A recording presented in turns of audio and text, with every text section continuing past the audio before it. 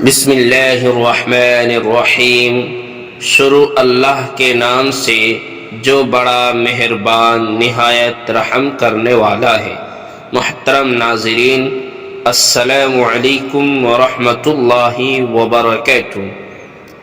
آج ہم بات کریں گے حضرت عیسیٰ علیہ السلام کی ابلیس سے ملاقات ہوئی، اور اس ملاقات کے اندر حضرت عیسیٰ علیہ السلام اور ابلیس کے درمیان میں کیا بات چیت ہوئی۔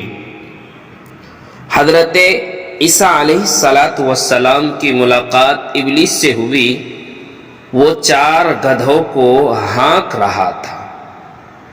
ان گدھوں پر لدا ہوا بہت سارے سامان تھا۔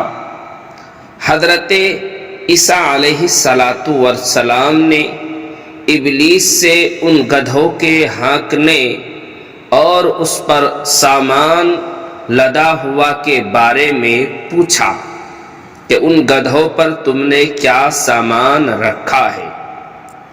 ابلیس نے حضرت عیسیٰ علیہ السلام کو جواب میں کہا کہ تجارت کا سامان ان گدھوں پر لدا ہوا ہے اور خریدنے والوں کی تلاش کر رہا ہوں۔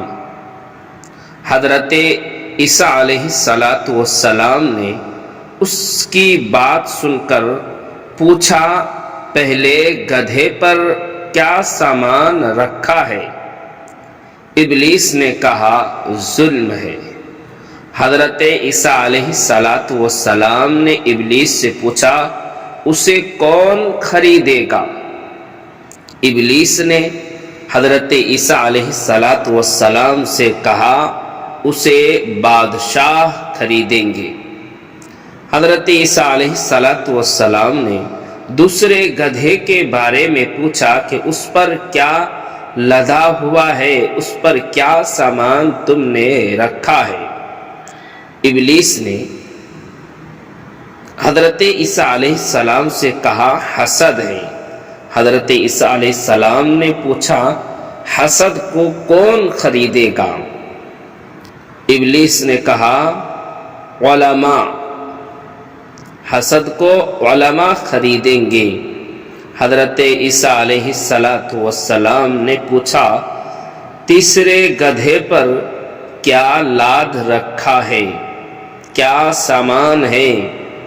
ابلیس نے حضرت عیسیٰ علیہ السلام سے کہا، تیسرے گدھے پر خیانت ہے۔ حضرت عیسیٰ علیہ السلام نے فرمایا، خیانت کو کون خریدے گا؟ شیطان نے حضرت عیسیٰ علیہ السلام سے کہا، خیانت کو تاجر خریدیں گے۔